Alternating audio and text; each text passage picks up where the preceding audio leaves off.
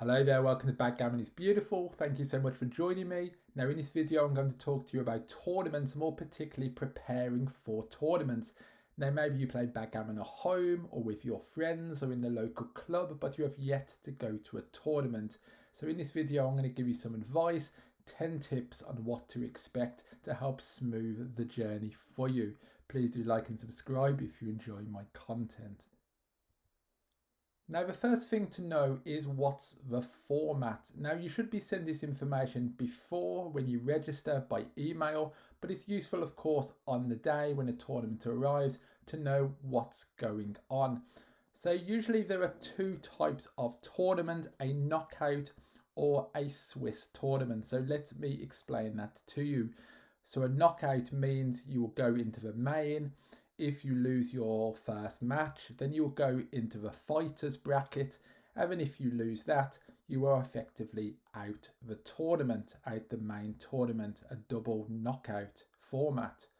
A Swiss format would be you would play a minimum of 5 matches and you would have to win 3 of those matches to qualify for the last 32 or something on the second day. Now, even if you do get knocked out the tournament or don't qualify in the Swiss format, there is usually a consolation tournament on the second day. And even if you lose in that, there's a last chance. So there's plenty of chances to play a number of matches. There's also side events such as speed gammon, DMP, super jackpots, lots of other things as well you can go into on tournaments to keep you going and get a lot of backgammon out of the weekend.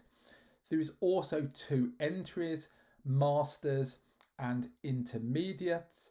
Now Intermediate is cheaper to enter, but the prize pot is smaller. Masters is for stronger players, so I advise if it's your first tournament, it's probably better to start with Intermediates, see how you get on, and then advance from there.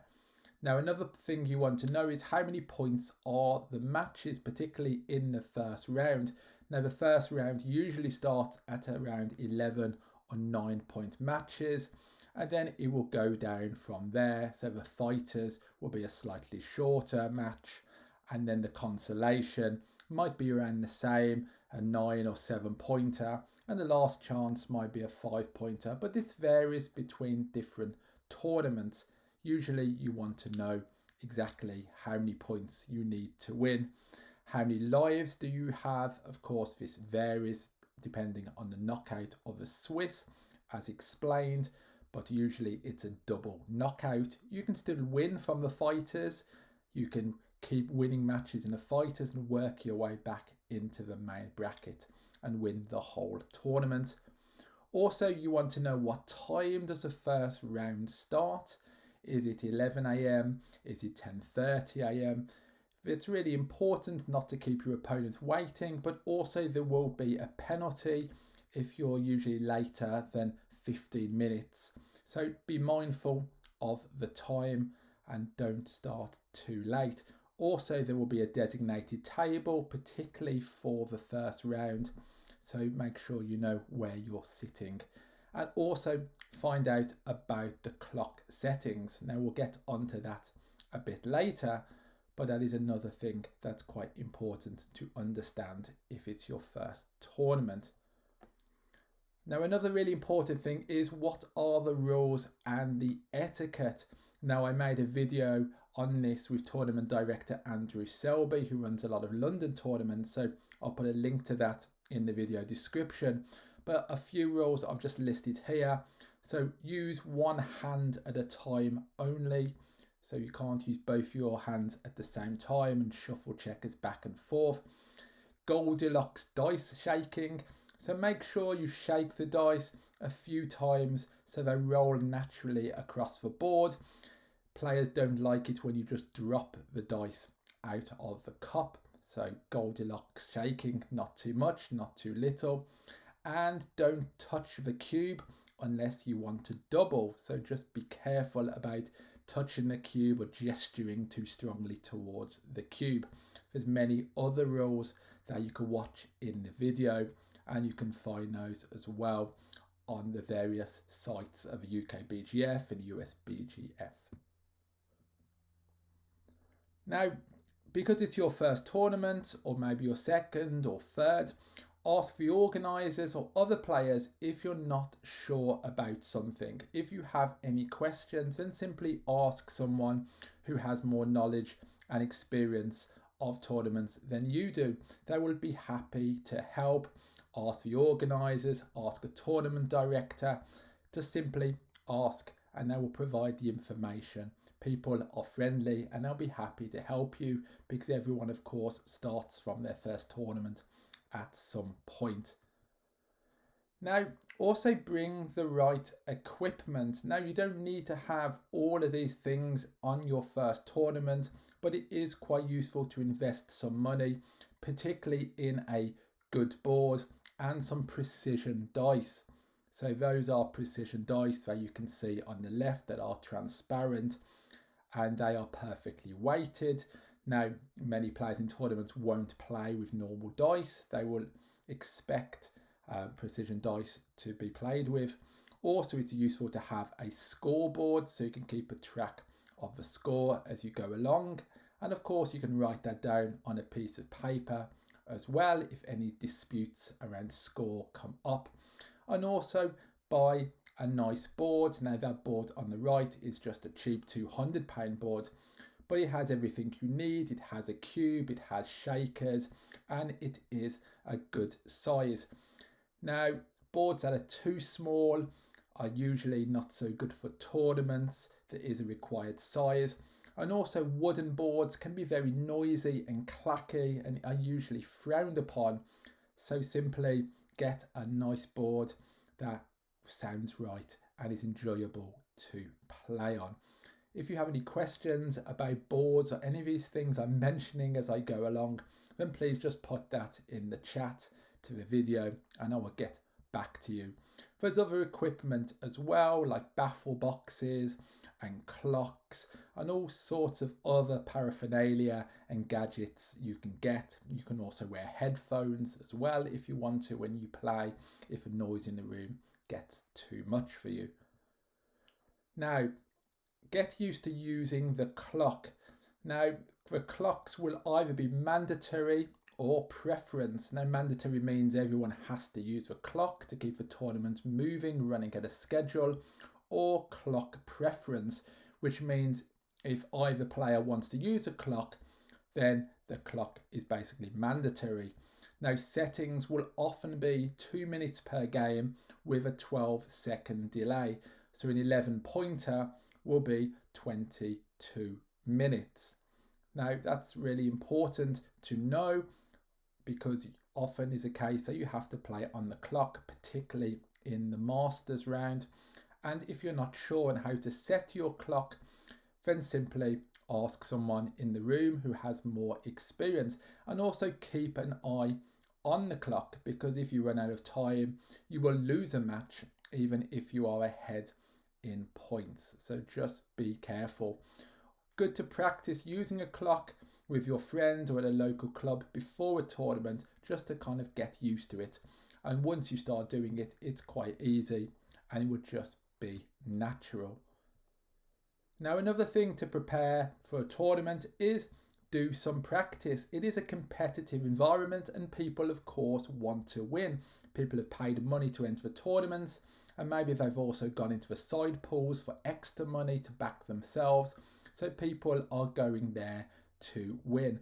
So play on XG, Extreme Gammon, read a Backgammon book, study reference positions like blitzes or holding games, and also watch my learning videos.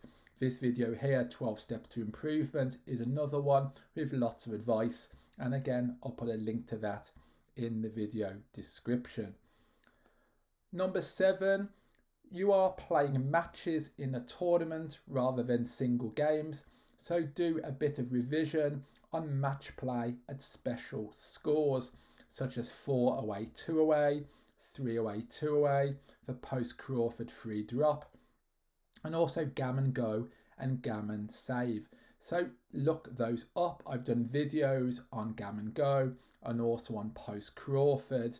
So Simply look these up. Certain scores you can be more aggressive, other scores you be less aggressive. For certain things to know that will benefit your match playing strategy and give you more knowledge to play effectively over the board. So certainly do a little bit of revision, do some practice, and then hopefully that will translate into more wins over the board. Also, certainly for the Masters round, start to remember take points. Now, certainly for 5-point matches, because even if you are playing a 7-point or 9-point or 11-point, the chances are it will reduce down to a 5-point match. And the take points here are really important to try to remember. Are they higher than money? Are they lower than money? And what exactly does that mean? When can I be cubing earlier? When should I be cubing later? When should I be dropping earlier? And so on. So simply study these take points. Also look at gammon price, look at the match equity table.